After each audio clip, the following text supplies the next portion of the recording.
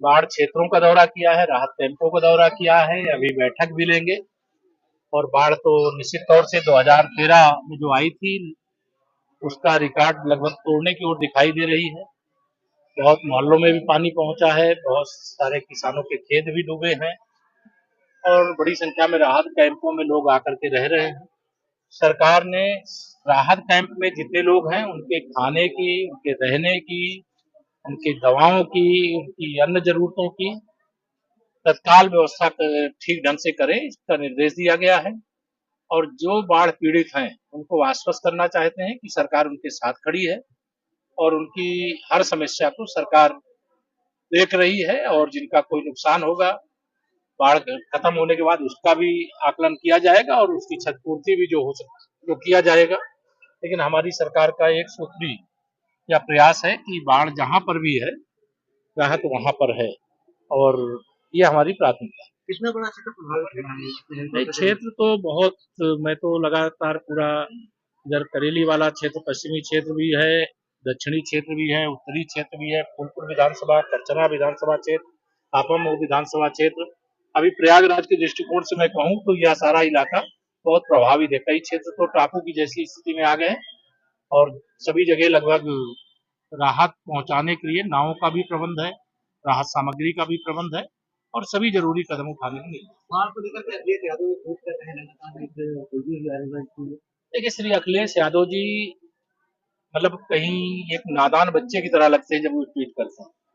2012 से 2017 उनकी सरकार थी। केवल प्रयागराज की दुर्दशा की उनको पिक्चर दिखा देंगे ना तो इसी गंगा जी में सरमत से डूब जाएंगे।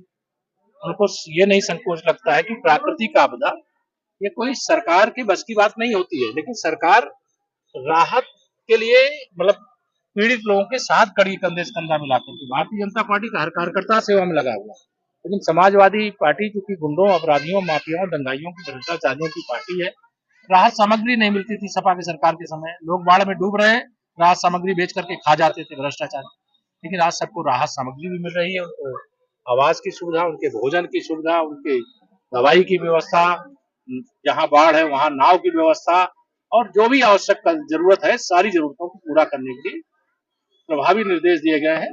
और श्री अखिलेश यादव जी से यही कहूंगा कि प्राकृतिक आपदा अर्थात बाढ़ जैसे मामले में राजनीति न करें और बाढ़ हो, भूकंप हो, सुनामी हो, यह किसी सरकार और किसी व्यक्ति के बस की बात नहीं होती। और अपना कार्यकाल याद करें और नहीं याद आ रहा है तो पुराने पिक्चर निकाल के देख लें। आप सबके चैनल में भी पड़ी होंगी, उनके मोबाइल में भी पड़ी होंगी, लेकिन उसको देखेंगे तो शर्मिंदा हो जाएंगे। इसे इस समय की चर्चा कर रहे हैं जब विकास भी हुआ है। आज नगर क्षेत्र में बाढ़ का पानी अगर प्रवेश करता है तो मैं यह देख रहा हूं कि नगर निगम की पूरी टीम लग करके उस पानी को तत्काल निकालने का, जितने कम समय में निकाला जा रहा, मैं भी इस प्रयागराज का हूँ और मैं जानता हूँ कि व्यवस्थाओं में बहुत बड़े पैमाने पर सुधार हुआ है और हम लोगों का लगातार प्रयास है कि बाढ़ के संकट से प्रयागराज पूरी तरह से मुक्त हो और उस दिशा में हम लोग काम करें। स्कूल कॉलेज भी बंद करे गए हैं।